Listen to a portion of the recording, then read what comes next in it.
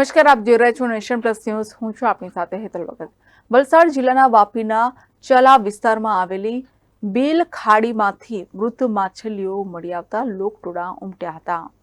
વલસાડ જિલ્લાના વાપીના ચલા વિસ્તારમાં ડોમેસ્ટિક પાણીના નિકાલ માટે બિલખાડી બનાવવામાં આવી છે. બિલખાડી વરસાદી પાણીથી ભરાય છે, ત્યારે બિલખાડીમાં મૃત સંખ્યાબંધ માછલીઓ મળી આવી છે, જેને લઈને લોકટોળા ઉમટ્યા હતા.